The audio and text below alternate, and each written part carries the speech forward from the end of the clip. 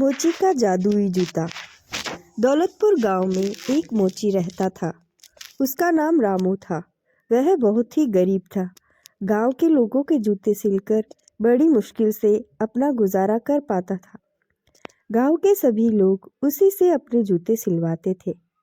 एक दिन वह जूते सिल रहा था, तभी उसका दोस्त घनश्याम वहां आया।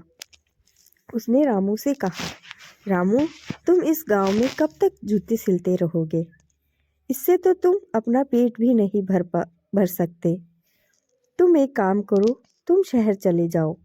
शहर में तुम्हें इस काम के बहुत अच्छे पैसे मिलेंगे, जिससे तुम एक खुशहाल जिंदगी जी पाओगे। रामू कहता है, शहर कैसे जाऊं?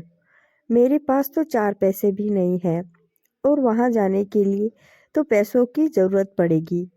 ना ही अच्छे कपड़े हैं और ना ही पहनने को जूते चप्पल। कैसे जाऊं मैं शहर? रामू उदास चेहरा लेकर घर वापस आता है और भगवान के सामने हाथ जोड़कर कहता है, हे प्रभु, मैंने कौन सा पाप किया है जो मुझे इतनी गरीबी और लाचारी देखनी पड़ रही है? आखिर कब तक मैं यूं ही गरीबी झेलता रहूंगा? रामू भगवान से वार्तालाप कर ही रहा था कि सामने सड़क से एक फेरी वाला गुजरा। फेरी वाले की गाड़ी से 2 लाल रंग के जूते गिर गए। रामू ने जब ये सब देखा तो उसने तुरंत फेरी वाले को आवाज लगाई। फेरी वाले ने अपनी गाड़ी रोकी और पीछे मुड़कर देखा। उसने देखा कि 2 लाल रंग के जूते उसकी गाड़ी से गिर गए हैं। जूते बहुत पुराने थे, इसलिए उसने जाने दिया और अपनी गाड़ी लेकर आगे बढ़ गया। फिर रामू ने उन दोनों जूतों को उठाया। रामू को उन जूतों का कलर बहुत पसंद आया। उसने अपने हाथों से उन जूतों को सिला और पहनकर देखा। रामू के पाँव में वह जूते काफ़ी खिल रहे थे। वह उन्हें देखकर काफ़ी हंस रहा था और खुश हो रहा था, क्योंकि काफ़ी लंबे समय बाद उसने अपने पैरों में जूते पहने थे। वह बार बार जूतों को उतारता और पहनता और हंसने लगता। जूते पहनकर वो इतना खुश था कि वह अपने ख्वाबों में खो जाता है और एक शहर में घूमने लगता है। उसके पाँव में वही जूते हैं और वह खुशी खुशी एक समुद्र के किनारे टहल रहा था। अचानक से दयाराम सेठ आता है और रामू को झकझोरते हुए कहता है, ए रामू, पिछली बार तूने जूते सही से नहीं सिले। अगर अब इस बार ऐसा हुआ तो मैं एक भी पैसा नहीं दूंगा। रामू ये सुनकर तुरंत ख्वाबों से बाहर आता है और दयाराम सेठ के जूते सिलने लगता है। कुछ देर बाद रामू उन जूतों को दोबारा से पहनता है और पहाड़ों पर घूमने की इच्छा जताता है। जैसे ही वह कहता है कि मैं पहाड़ों पर घूमने जाना चाहता हूँ, वह तुरंत गायब होकर पहाड़ों की चोटी पर पहुँच जाता है। यह देखकर रामू आश्चर्यचकित हो जाता है कि यह सब कैसे हुआ। चट्टान बहुत ऊंची थी, तो डर के मारे रामू के मुंह से निकला कि मैं घर जाना चाहता हूँ। रामू तुरंत वहां से गायब हो गया और घर पर आ गया। अब रामू को इन जूतों पर शक हुआ। उसने उन जूतों को उतारा और फिर कहा, मैं पहाड़ों पर जाना चाहता हूँ। लेकिन इस बार कुछ नहीं हुआ। उसने फिर जूतों को पहना और फिर कहा, मैं पहाड़ों पर जाना चाहता हूँ। इस बार वह फिर पहाड़ों पर पहुँच गया। अब उसे यकीन हो गया था कि यह सब इन जादुई जूतों से ही हो रहा है। इस बार रामू ने समुद्र पर जाने की जिद की। वह तुरंत समुद्र पर पहुंच गया। उसने समुद्र के पानी में डुबकी लगाई और थोड़ी देर बाद बाहर आया। उसने जंगल में बाघ देखने की जिद की।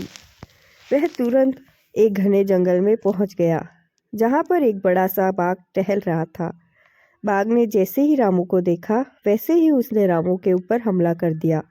लेकिन अच्छा हुआ कि वह वहां से अदृश्य हो गया और घर आ गया। इस बार उसे समझ आ गया था कि दोबारा से ऐसी कोई गलती नहीं करूँगा। इतने में एक डॉक्टर रामू के पास से गुजरा। रामू ने उन्हें रोका और पूरी कहानी उन्हें बताई। डॉक्टर ने यह खबर एक रिपोर्टर को बताई। कुछ ही समय में काफ़ी सारे रिपोर्टर वहां आ गए। धीरे धीरे रामू की पहचान बढ़ने लगी। यह देखकर उसका विपक्षी मोची रामलाल उससे जलने लगा। रामलाल ने सोचा मुझे कुछ ना कुछ तो करना ही पड़ेगा। रात को रामलाल रामू के घर आता है और रामू का सोते हुए देखकर उसके जूतों पर ब्लेड चला देता है, जिससे जूते पूरी तरह उधड़ जाते हैं और वापस घर आ जाता है।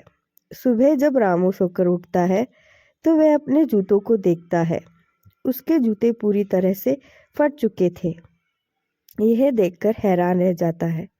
कहता है, शाम को तो मैंने सही जूते रखे थे, अब यह कैसे फट गए? जरूर ये किसी की शैतानी है। रामू उठता है और दोबारा से उन जूतों को सिल देता है। जूते दोबारा से पहले जैसे ही हो जाते हैं। अब वह जूते पहनकर घर से बाहर आता है। कुछ लोग भागते भागते रामलाल के घर की ओर जा रहे थे तो लोगों ने बताया कि रामलाल के घर आग लगी है। चलो चलकर उसे बचाते हैं। यह सुनकर रामू सीधा गायब होकर उसके घर पहुंचता है। रामलाल के घर में आग लगी हुई थी और उसका बेटा घर में फंसा हुआ था। रामलाल बाहर से आवाज लगा रहा था, बचाओ बचाओ, कोई तो बचाओ। यह सुनकर रामू घर में जाता है और बच्चे को सुरक्षित ले आता है, लेकिन आग में घुसने के कारण उसके जूते जलने लगते हैं। उसने तुरंत जूतों को उतार दिया और जूते पूरी तरह से जल गए। जूतों को जलता हुआ देखकर रामू उदास होने लगा और कहने लगा, अब मैं क्या पहनूंगा, मेरे जादुई जूते। यह सब देखकर रामलाल कहता है, मुझे माफ़ करना रामू, मैंने ही रात को तुम्हारे जूते ब्लेड से काट दिए थे, मुझे क्षमा कर दो। रामू कहता है, कोई बात नहीं रामलाल, इंसान के आगे इन जूतों की कोई कीमत नहीं है। यह कहते हुए वह घर की ओर निकल जाता है।